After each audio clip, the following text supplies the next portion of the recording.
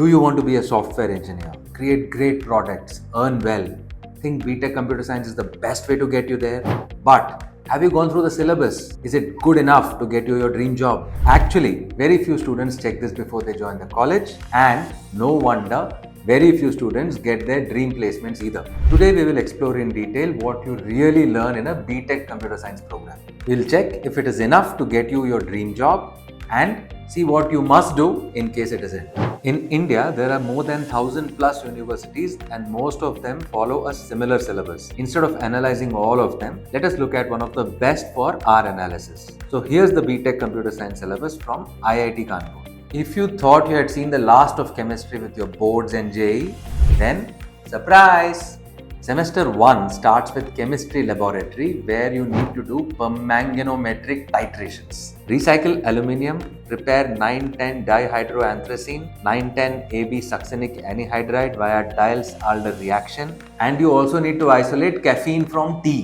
How can physics be far behind? You will have a host of topics which might feel like a revision of 12th standard all over again. Biology, they also have Introduction to Biology. You will learn about carbohydrate and protein structure and function, introduction to metabolism pathways, how energy transformation in organisms follows the laws of thermodynamics. These energy transformations extend beyond biology lectures all the way down to your muscles, and they are compulsory.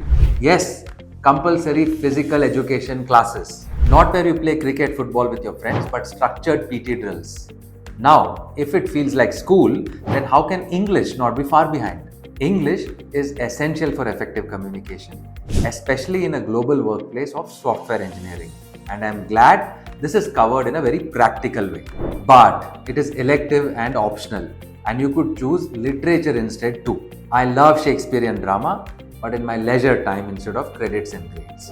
One very interesting subject is engineering graphics. Now, don't think it can help you create computer graphics for the next Marvel movie or design fast cars. The stated goal of this course is, and I quote, to learn the language of engineering communication through technical drawings in theory and practice using freehand drawing, sketching, and drafting. In practice, you will learn only using this tool. This reminds me of this image where civil engineers used to draw plans using this tool in the 1950s. This is good and even essential for civil and mechanical engineers. But for computer science, isn't this time better spent going deeper into core subjects and skills? There are two types of computer science students: those who love maths and those who think that pie is just something to eat. Irrespective of which one you belong to, you will have to face maths. But here's the good news. Not the maths about theorems and calculus, Riemann integration and power series, but more of the discrete mathematics and probability kind. This is the kind that is more useful for computer engineers to build stuff. And a good grasp of this maths is critical for mastering hot areas of today like AI and ML. So, in the entire first semester for a tech enthusiast, there is only one subject that is interesting. It is Fundamentals of Computing, where you learn the basics of computer science. In 1 year at engineering college, you will study 13 subjects. However, only 3 of them, less than 25%, are related to computer science engineering. The rest are not. Less than 5% of engineering aspirants know this, and the remaining 95% get bored and disillusioned right in the first year. Some switch interests to other fields, and some sadly get distracted into wrong pursuits. No wonder placement statistics are flagging. So we asked industry experts about the core issue and the remedy. This is something almost all agreed on. Fresh graduates lack skills. There is no training on the essential tools needed in the industry.